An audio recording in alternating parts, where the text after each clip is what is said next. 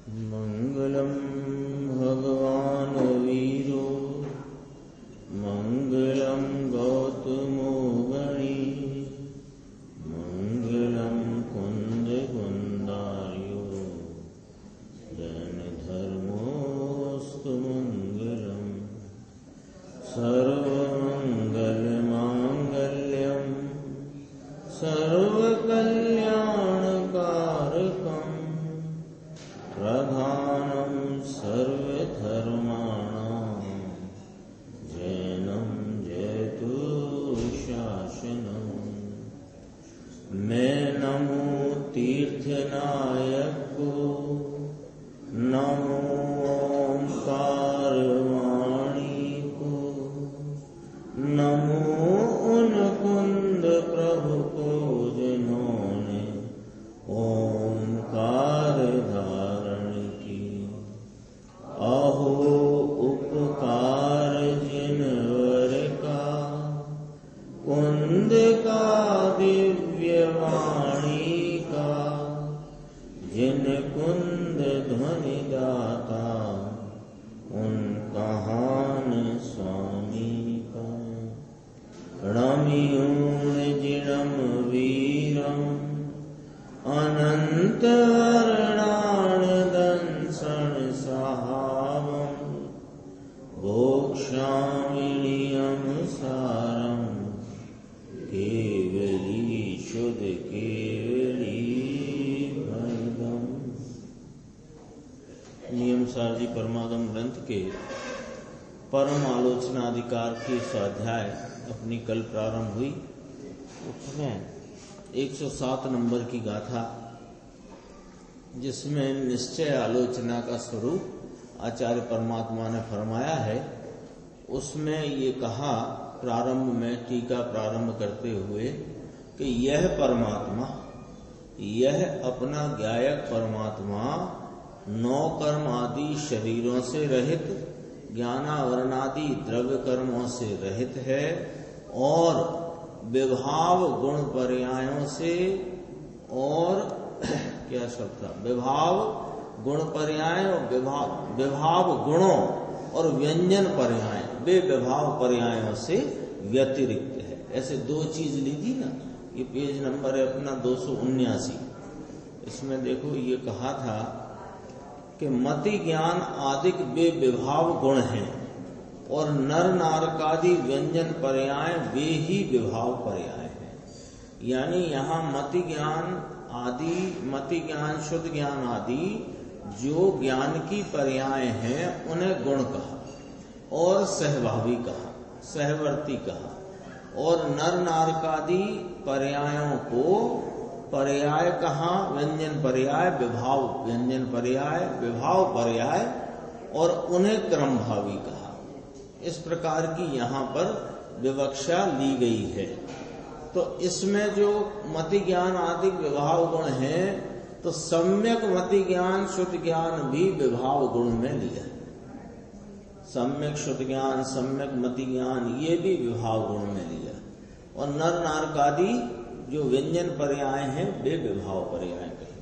अब अपन नीचे वाले पैराग्राफ से देखते हैं। देखो, परमात्मा इन सब से, यह शुद्धात्मा ज्ञायक प्रभु इन सब से, परमात्मा यानी यह आत्मा, परमात्मा यानी अरिहंत सिद्ध का आत्मा वह नहीं, यह मैं यह आत्मा परमात्मा, सो यह परमात्मा इन सब से विभाव गुणों और विभाव पर्यायों से व्यतिरिक्त है।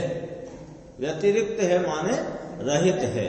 विभाव गुण की चर्चा अपन ने अभी की। विभाव गुण में किसको लिया कि जो मति ज्ञान आदि पर्याय हैं वे विभाव गुण कहे, सहवर्ती कहे, और व्यंजन पर्याय नर नारकादि के गति में होती हुई जो पर्याय हैं व्यंजन पर्याय, वे विभाव पर्याय कहे। उनसे तद्दन जुदा है, अत्यंत भिन्न है।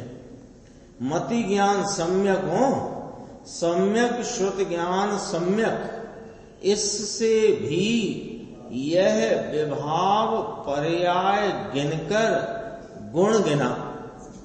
सम्यक मति ज्ञान, सम्यक शुद्ध ज्ञान को विभाव पर्याय गिना और सहभावी होने से गुण गिना, ऐसा लिया। भगवान इससे भिन्न है। वह आत्मा जो ध्येयभूत वस्तु श्रद्धे रूप अपना निज आत्मा, वह परमात्मा इससे भिन्न है। कारण कि यह एक समय की पर्याय है। मति ज्ञान का परिणाम हो, उत्पन्न होता है, अगले समय वह नष्ट होता है, दूसरा उत्पन्न होता है। तो एक एक समय वाला है, एक समय की पर्याय है और वस्तु त्रिकाल स्थित है। द्रव्य त्रिकाल स्थित है, इसलिए आत्मा ये विभाव पर्याय रहित है। विभाव गुण कहे, दोनों से रहित कहा। विभाव गुण, विभाव पर्याय उनसे रहित है।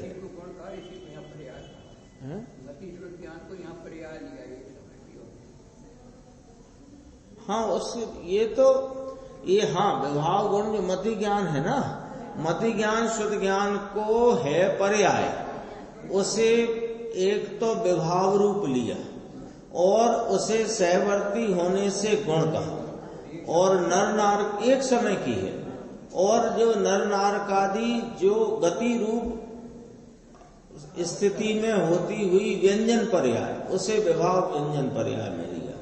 और इन दोनों से ये त्रिकाली द्रव्य अत्यंत भिन्न है। आत्मा विभाव पर्याय रहित है, विभाव गुण कहा। गुण, उसको भी मति ज्ञान को विभाव गुण कहा, ऐसे कहते हैं। इसमें 3 पंक्ति छोड़ना 4। अब अगली बात यहां से करते, यानी किससे रहित है ये चर्चा हो गई। 9 कर्म शरीर गिनाए 5 प्रकार के, और आहारक कहां से, औदारिक व्यक्रिय आहारक तेजस कारमान, 5 प्रकार के शरीर, ज्ञानावर्णी दर्शनावर्णी, इस प्रकार 8 कर्म, इनसे रहित है। और मति ज्ञान आदि विभाव गुणों से रहित है, और नर नारकादि व्यंजन पर्यायों से रहित है। अब सहित किसके है वो बात कहते हैं कि स्वभाव गुण पर्याय स्वयं, अपना जो स्वभाव है उसका गुण और उसकी निर्मल पर्याय से संयुक्त, भले कारण पर्याय ले अंदर, यहां से बात देखो। संयुक्त कहा ना, उनसे तो रहित कहा। और संयुक्त किससे, कि स्वभाव गुण पर्याय इन संयुक्त है। तो स्वभाव गुण पर्याय माने क्या, कि स्वयं जो वस्तु और स्वयं उसका जो स्वभाव, उसके गुण, उसकी निर्मल पर्याय, ये स्वभाव गुण पर्याय है। स्वभाव गुण पर्याय से संयुक्त कहा ना, तो वस्तु जो वह स्वभाव रूप है, तो उसका जो ज्ञान दर्शन सुख चारित्र वीर्य आदि स्वभाव, और वो स्वभाव की निर्मल पर्याय, वो स्वभाव गुण पर्यायों से संयुक्त है। फिर गुरुदेव कहते हैं कि कारण पर्याय ले अंदर साथ में, भले भले माने यहाँ निर्मल पर्याय को भी साथ में गिनाया। स्वभाव तो त्रिकाल है ही, उसकी निर्मल परिणति को भी संयुक्त में कहा। और कारण पर्याय ले, कारण पर्याय माने तीनों काल के काल प्रवाह में परिणमते प्रवाह रूप भाव में जो एक रूपता से हाजिर रहता है, उसे कारण पर्याय कहा गया है। यही नियम सार में है ना। ये तो गुण के भेद रूपी पर्याय। गुण कैसे हैं, भेद रूप है। एक वस्तु यह आत्मा, जिसे यहाँ परमात्मा कहा, यह परमात्मा वस्तु और इसके गुण भेद, ज्ञान दर्शन सुख चारित्र आदि, और उनकी निर्मल पर्याय। तो ये ले तो कहते हैं गुण की भेद रूपी पर्याय और कारण पर्याय। कारण पर्याय माने वह पर्यायों के प्रवाह में शुद्ध चैतन्य का त्रैकालिक ध्रुव प्रवाह, वो कारण शुद्ध पर्याय, उसे भी लो। क्योंकि ये वस्तु की सत्ता इसी प्रकार है।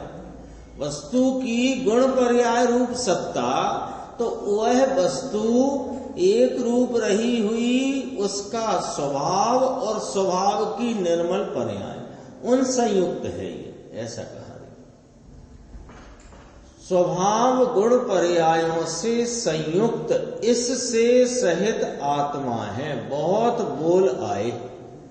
एक तो मति ज्ञान आदि को विभाव गुण कहना, अभी जो चर्चा आ गई तो थोड़ा रिवीजन कराते हैं। एक तो मति ज्ञान आदि को विभाव गुण कहना, सम्यक ज्ञान हो, केवल ज्ञान को एक को ही स्वभाव कहा, और मति ज्ञान, श्रुत ज्ञान, अवधि ज्ञान, मन पर्याय ज्ञान, इनको विभाव कहा। विभाव है ना, विभाव गुण कहा। गुण क्यों कहा? साथ रहते हैं इसलिए, हैं पर्याय, हैं पर्याय। नहीं, यहाँ अभी विभाव को वो वाली चर्चा अभी ना करो। यहाँ विभाव कैसे कहा देख लो, पीछे आ गई ये बात। विभाव गुण और विभाव पर्यायों से व्यतिरिक्त है। तो यहाँ मति ज्ञान, श्रुत ज्ञान, अवधि ज्ञान, मन पर्याय ज्ञान सबको विभाव कहा। सम्यक मति ज्ञान को भी विभाव कहा। यानी यहाँ वह एक समय की होती अवस्था जो साथ रहती है, पॉइंट ये वाला यहाँ मुख्य है। विशेष भाव है वो बात ठीक है ना। विभाव का अर्थ विशेष भाव, वो बात अलग एक प्रकार है कथन का। यहाँ वो एक समय की होती अवस्था, उस अवस्था में वो ज्ञान, मति ज्ञान, श्रुत ज्ञान, मन पर्याय अवधि भी लिया, वो जो कुछ भी है उसको वो साथ रहने वाली पर्याय ली और नर नारकादि पर्याय क्रमवर्ती ली। ये विवक्षा मुख्य है यहाँ पर। यहाँ सहभागी कहा ना, तो अभी पर्यायों को सहभागी कहा और पर्यायों को क्रमभावी कहा, ठीक है ना। और जो स्वभाव है उससे तो संयुक्त कहा। दो विवक्षा आई ना, यह परमात्मा नौ कर्म द्रव्य कर्म से रहित है, विभाव गुण पर्यायों से व्यतिरिक्त नाम रहित है। ये एवाजु कही। अब इस तरफ कहते हैं कि यह परमात्मा स्वभाव गुण पर्यायों संयुक्त है, ऐसा कहना है ना। तो वहां जो विभाव गुण पर्यायों से व्यतिरिक्त कहा, उसमें वे पर्याय ही हैं, दोनों पर्याय, और सहवर्ती हैं सो उन्हें गुण कहा और क्रमवर्ती हैं उन्हें पर्याय कहा। ये वाली विवक्षा मुख्य है। वो उस कथन में कोई बुराई नहीं है कि विशेष भाव, पर यहाँ वो बात मुख्यता से नहीं ली गई है। विभाव के एक तो स्वभाव से विपरीत भाव को विभाव कहते हैं, और जो सामान्य से भिन्न विशेष है उसे विभाव कहते हैं। वो विवक्षा अलग है। लेकिन यहाँ अभी क्या है, क्योंकि अभी मुख्यता उसकी है कि गुण, वो पर्यायों को सहवर्ती साथ रहने वाली पर्यायों को गुण कहा और क्रमवर्ती होने वाली पर्यायों को पर्याय कहा। यहाँ वो नहीं लेना। कौन सा नहीं लेना? कि ज्ञान, दर्शन, सुख, चारित्र को गुण कहना और उनकी एक एक समय की अवस्था को पर्याय कहना, ये वाला न लिया यहाँ।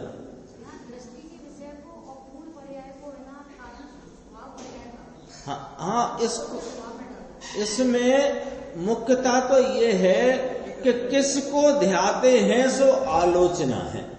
ये परमात्मा स्वरूप क्या कहा जा रहा है कि निश्चय आलोचना का स्वरूप कहा जा रहा है। निश्चय आलोचना क्या होगी कि वह अपने दोषों को देखकर उन्हें गुरु के सामने उनकी साक्षी में प्रकट करना, प्रायश्चित लेना, ये तो व्यवहार आलोचना में गया।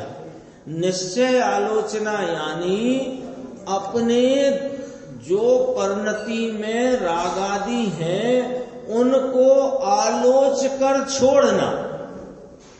आगे कलश आएगा उसमें और स्पष्ट आएगा कि आलोची ने छोड़ना। आलोचना तो आलोचना माने कल अपन ने बात करी कि देख कर छोड़ना।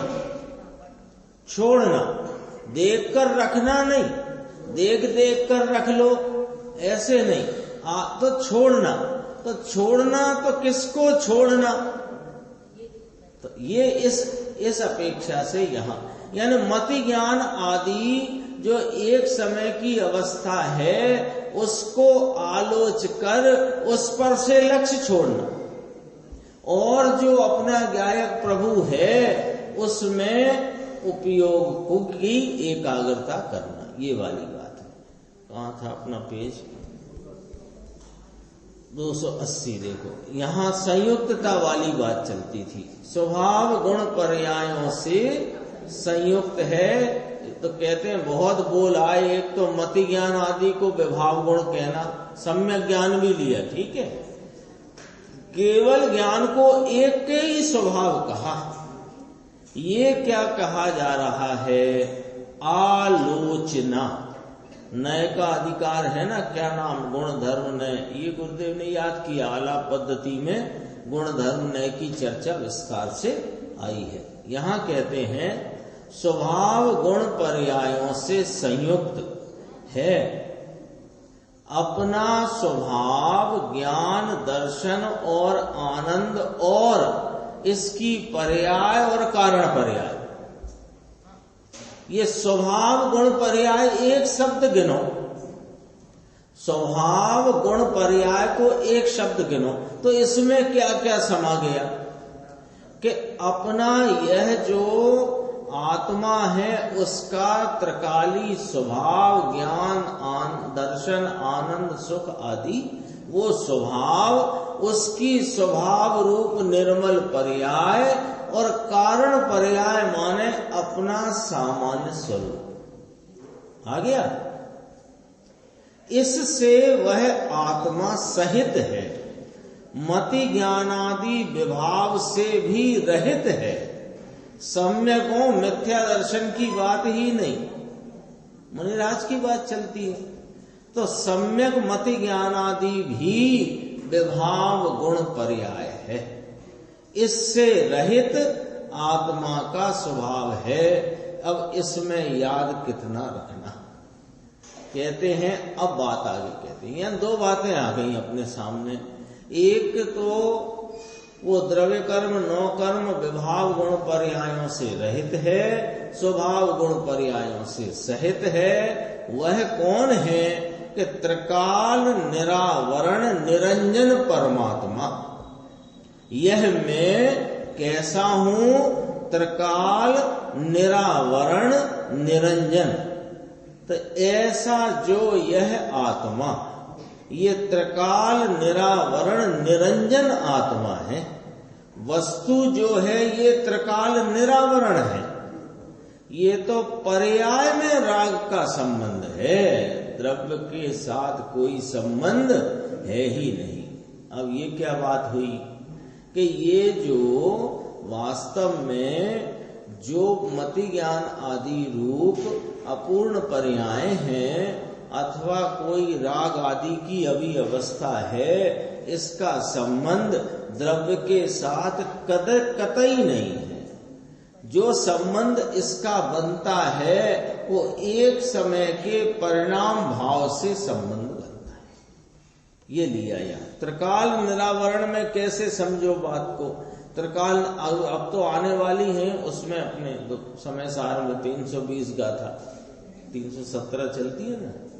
तो कहते हैं देखो ये त्रिकाल निरावरण है, तो त्रिकाल निरावरण का अर्थ क्या हुआ कि जो कुछ भी पर्याय में अधूरास अपूर्णता है अथवा कोई विभाव रूप मलिनता है, उसका इस वस्तु से कोई संबंध नहीं है। दो शब्द लिए हैं ना, निरावरण और निरंजन। तो त्रिकाल दिखाया है। जब भगवान हो जाएगा तब निरावरण निरंजन होगा, ये बात नहीं कही। कैसे मालूम नहीं कही कि त्रिकाल कहा ना, तो त्रिकाल कहा तो इसमें ये बात आ गई कि यह परमात्मा, यह वस्तु में ज्ञायक भगवान निरावरण हूं, निरंजन हूं। अभी त्रिकाल नहीं लगाया इस कथन में, क्यों कि त्रिकाल से ही तो मालूम पड़ा, त्रिकाल शब्द से ही तो ये सूचना मिली कि मैं अभी ही निरावरण हूं, निरंजन हूं। तो निरावरण का अर्थ क्या होता है कि जो पर्याय में अधूरी खिलावट रूप जो अवस्था है उसका इस वस्तु से कोई संबंध नहीं है, उसका संबंध परिणाम भाव से है। और निरंजन का अर्थ होता है अंजन से रहित। तो जो परिणति में मलिनता है, भले वह महाव्रत के परिणाम रूपी मलिनता है, उसका संबंध भी मुझ ज्ञायक परमात्मा से नहीं है, उसका संबंध भी परिणाम भाव से है। तब सिद्ध होगा ना निरावरण निरंजन, तब सिद्ध होगा परम पारिणामिक भाव लक्षण। 320 गाथा में आई ना पूरी बात भाई, त्रिकाल निरावरण निरंजन, त्रिकाल निरावरण निरंजन, मैं तो त्रिकाल निरावरण निरंजन हूं। अब ये इसका भाव क्या, भाव माने भाव भाषण तो बाद की बात है, उसका आशय तात्पर्य क्या वो भी तो धारणा में लो कि सिर्फ शब्दों में ही काम चलेगा। शब्द तो मेरे ख्याल अपन जितने लोग यहाँ बैठे हैं लगभग सभी को ये शब्द बहुत अच्छी तरह से परिचय में है, सुना ही नहीं है, परिचय में है। त्रिकाल निरावरण निरंजन परम पारिणामिक भाव लक्षण, बोलो है कि नहीं? लगभग सभी के परिचय में है। पर त्रिकाल शब्द से क्या तात्पर्य खिंचकर आ रहा है, निरावरण से क्या और निरंजन से क्या? कि त्रिकाल कहने से, अब त्रिकाल कहने से क्या कह दिया कि त्रिकाल शब्द छोड़ दो, अभी है ये सिद्धि करता है त्रिकाल शब्द। और हाँ वो तो कर्म के उदय की अपेक्षा है वो निमित्त में, लेकिन आवरण का अर्थ है कि पर्याय में ज्ञान, ज्ञान है ना, ज्ञान दर्शन सुख वीर्य। तो ज्ञान दर्शन वीर्य का जो परिणमन है उसमें अल्पता है कि नहीं? तो अल्पता है यानी पूर्ण खिलावट नहीं, पूर्ण खिलावट नहीं, इसका मतलब आवरण भाव है। वो आवरण भाव का संबंध पर्याय से है, मेरे से नहीं। और परिणति में जो अशुद्धता है, महाव्रत की अशुद्धता हो भले मुनिराज की तरफ से भी विचार करते हैं, तो महाव्रत की अशुद्धता हो या अभी अपने परिणति में जो भक्ति स्वाध्याय के राग या भोजन पानी की राग की कोई अशुद्धता है, उसका संबंध पर्याय से है, मुझसे नहीं, क्योंकि मैं निरंजन हूं। इसीलिए मति ज्ञान वो विभाव गुण पर्याय। त्रिकाल निरावरण निरंजन परमात्मा को, ऐसा जो यह आत्मा, ये त्रिकाल निरावरण निरंजन आत्मा है। वस्तु जो है ये त्रिकाल निरावरण है, ये तो पर्याय में राग का संबंध है, द्रव्य का कोई संबंध है ही नहीं। भगवान नित्य स्वरूप ध्रुव नित्य है, ये तो त्रिकाल निरावरण है। त्रिकाल निरावरण क्यारे अत्यारे,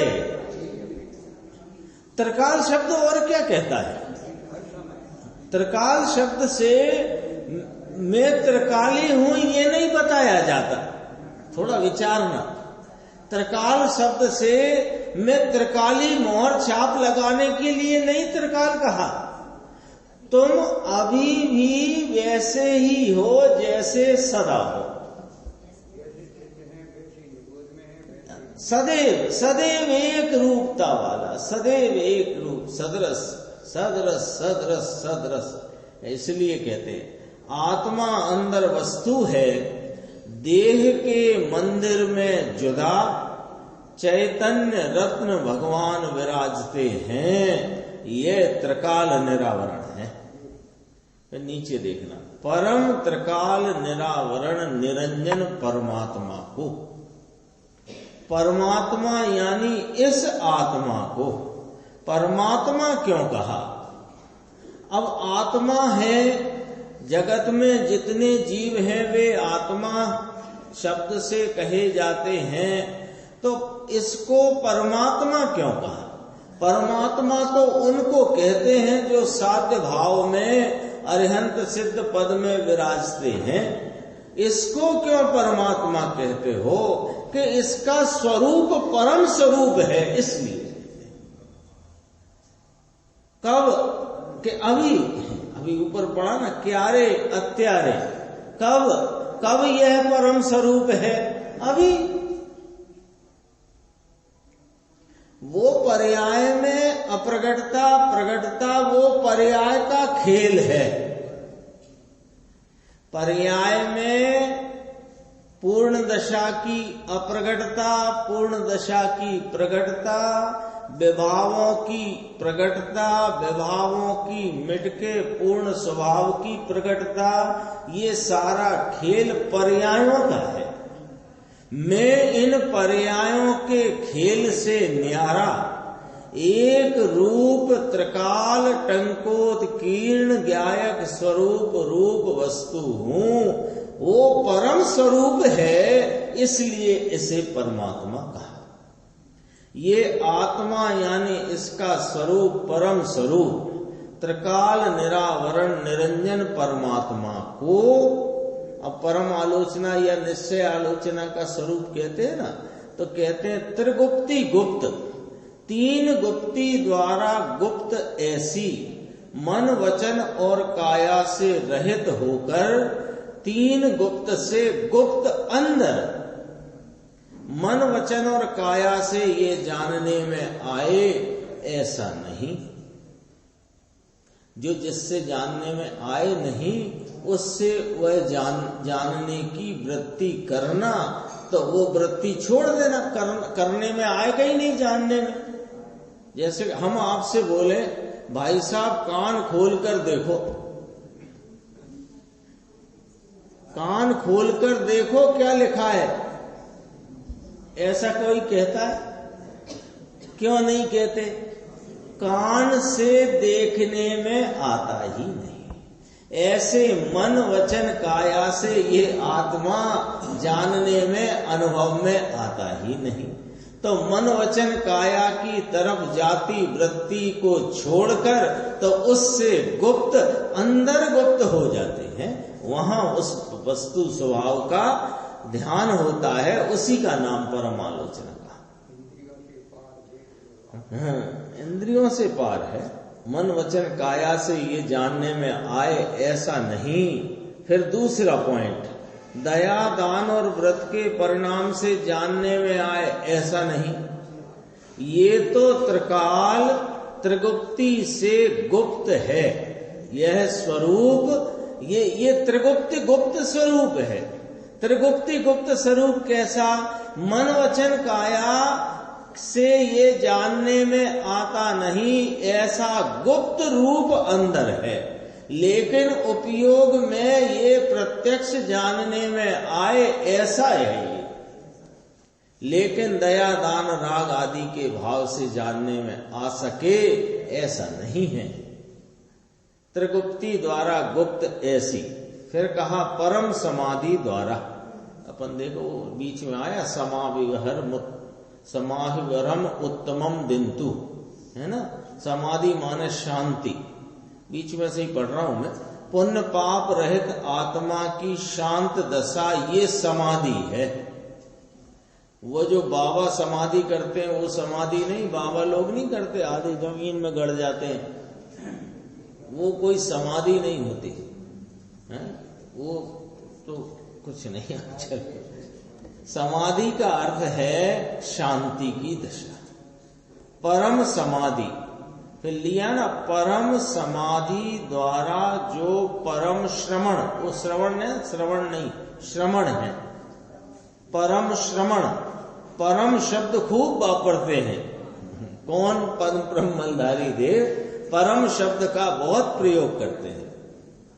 टीका में, कलश में, परम समाधि द्वारा जो परम श्रवण सदा अनुष्ठान समय में, सदा अपने आचरण के समय में, अनुष्ठान समय माने अपने आचरण के समय, वचन रचना के प्रपंच से नाम विस्तार से परान्मुख रहित, प्रतिक्रमण के वचन बोलना इससे कहते हैं परान्मुख है।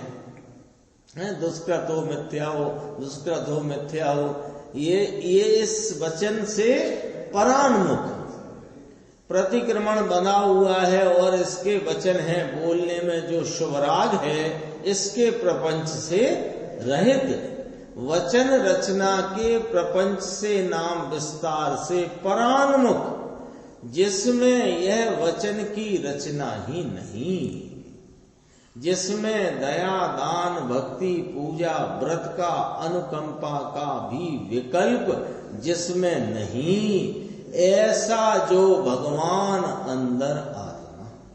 ये कैसे कहते हैं कि ये गायक प्रभु, ये आत्मा, यह परमात्मा जिसके आलम्बन में वर्तती जो दशा एकाग्रता की, उसको परम आलोचना या निश्चय आलोचना जानना।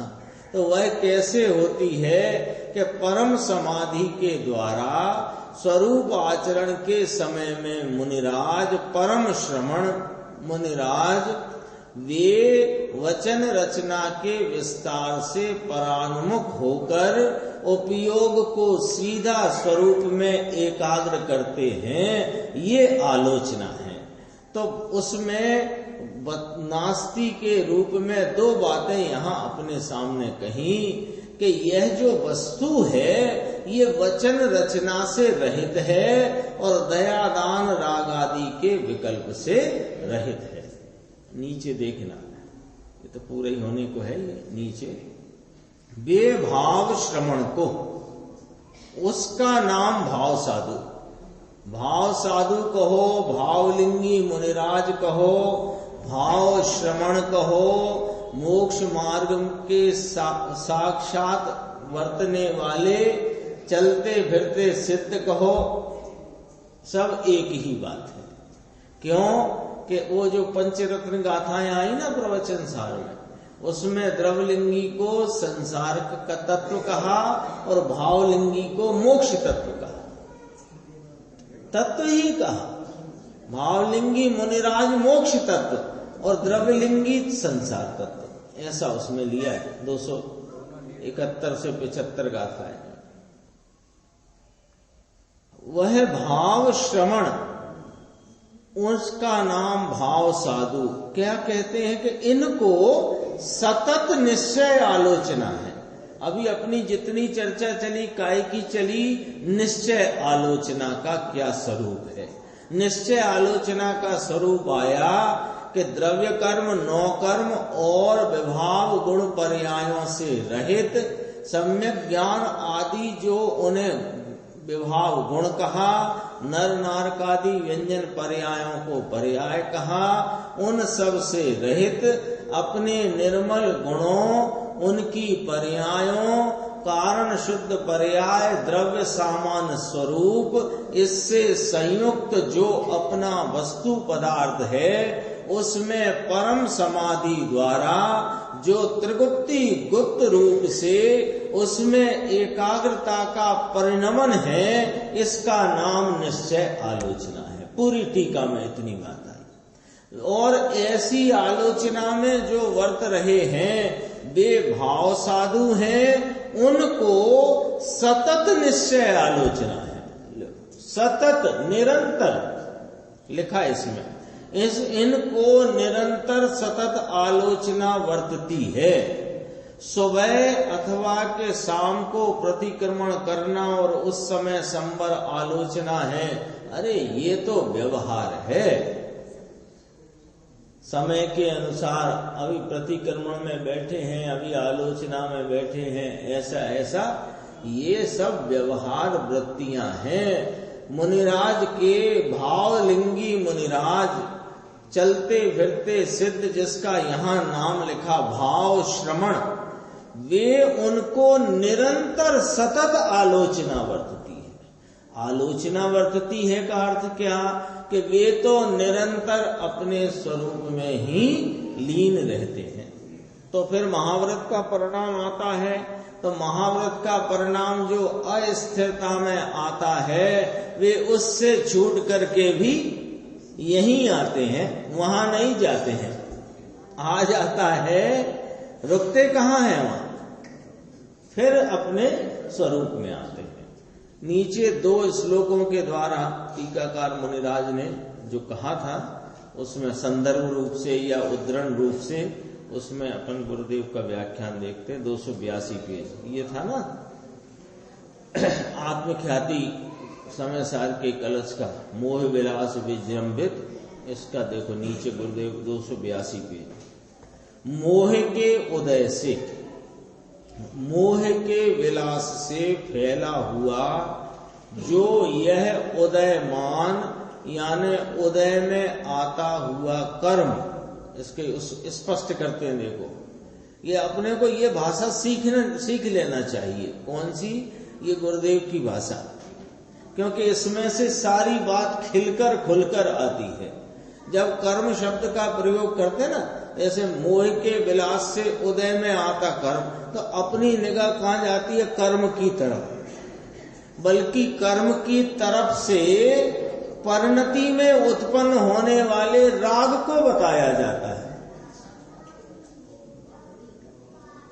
क्योंकि कर्म में आत्मा नहीं, आत्मा में कर्म नहीं।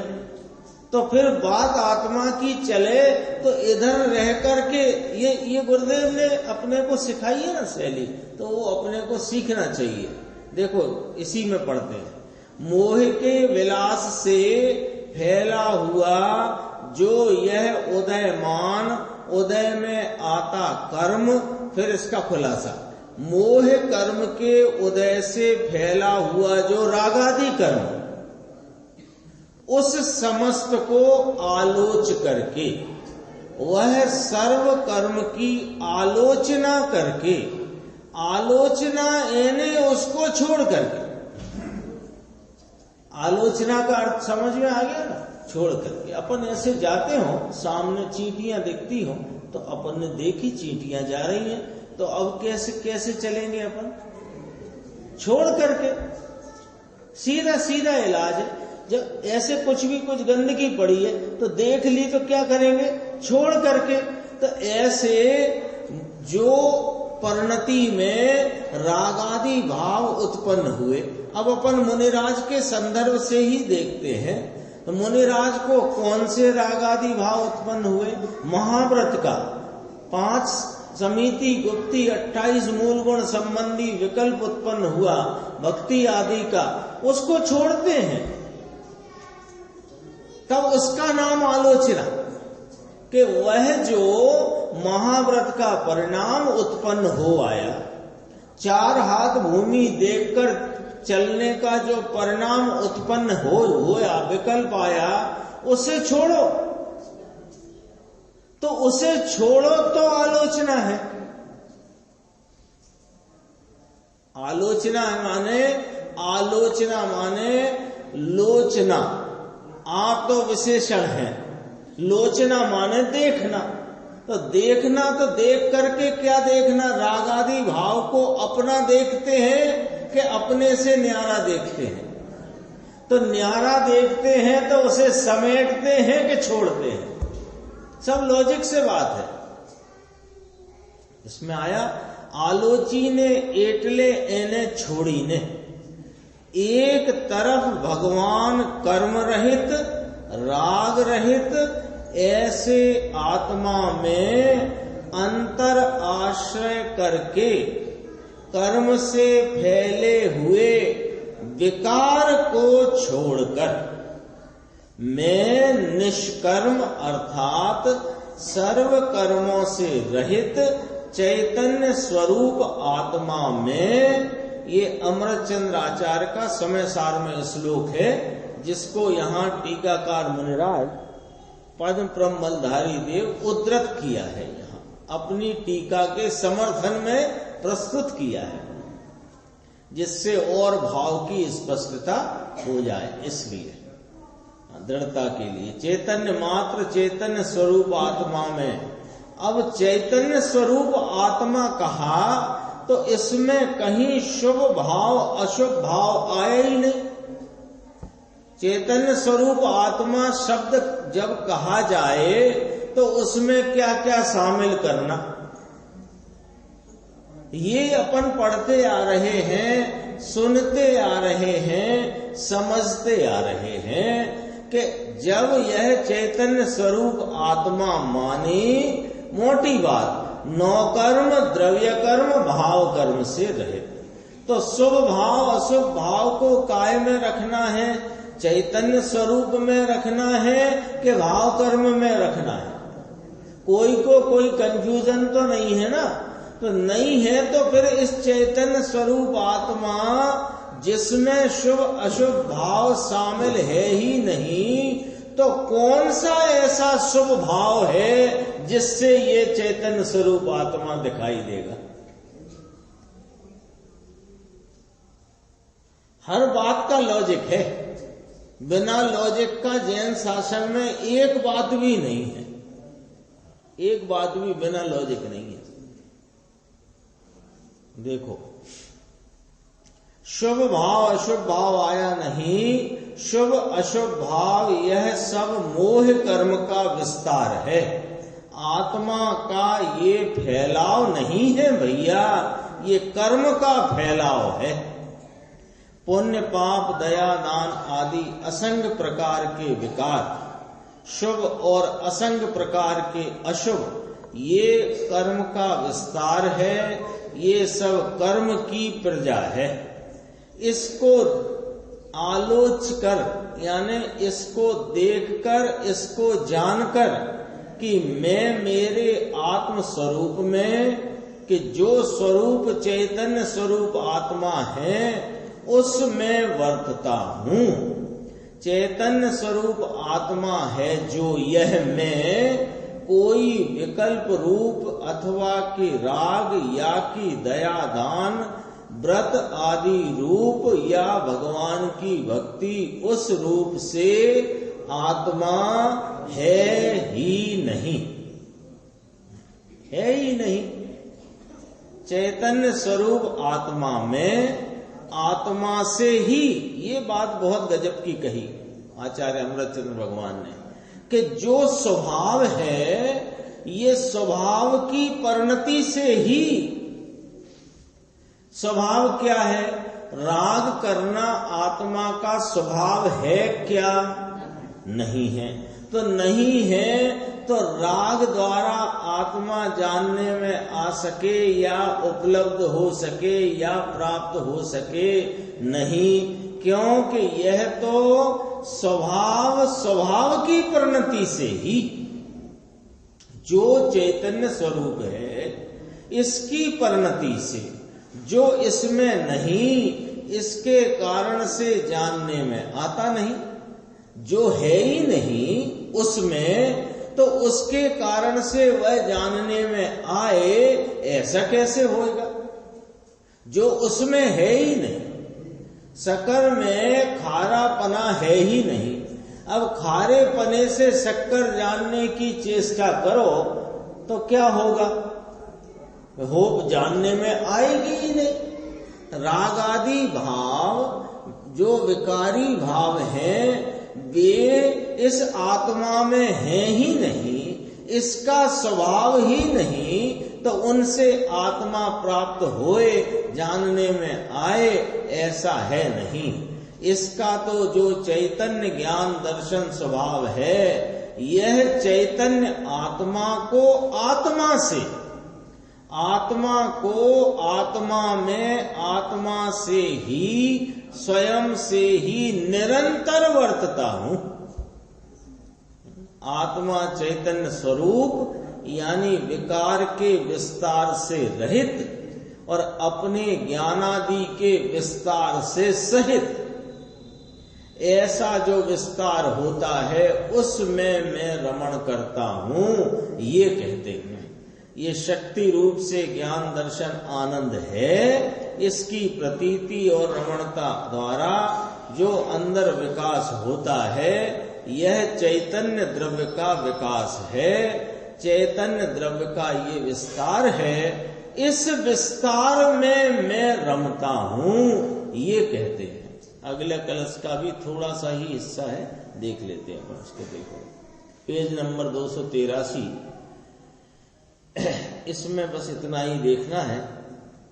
ये है ना, कराए हुए अनुमोदन किए हुए सर्व पाप को कपट रहित पने आलोच कर माने देख कर जानकर मरण पर्यंत रहने वाला, देह छूटे वहां तक रहने वाला, ये निश्शेष परिपूर्ण महाव्रत धारण करना, ये यहाँ रतन कर्ण श्रावकाचार्य में आचार्य समंत भद्र स्वामी कहते हैं। उसका अर्थ देख लो।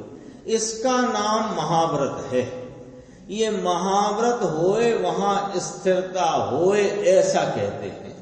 यानी जहां स्थिरता होती है वहीं ये महाव्रत का परिणाम होता है, और सच्चा महाव्रत तो स्थिरता को ही कहते हैं। देखो, महाव्रत तो विकल्प है, निश्चय महाव्रत है, ये आत्मा की स्वरूप स्थिरता है। व्यवहार महाव्रत है, ये स्थिरता सहित की भूमिका में शुभ विकल्प है। किंतु ये शुभ विकल्प भी किसको होता है?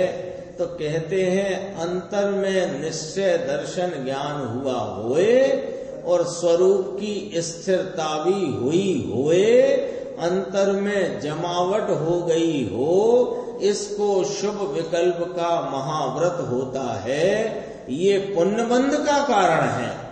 और निश्चय व्रत महाव्रत माने स्वरूप में ठहरना, ये निश्चय व्रत ये संवर का कारण है, संवर स्वरूप है। ये चर्चा अपनी 107 की हुई। इसमें आगे 152 कलश की चर्चा अपन आगे करेंगे।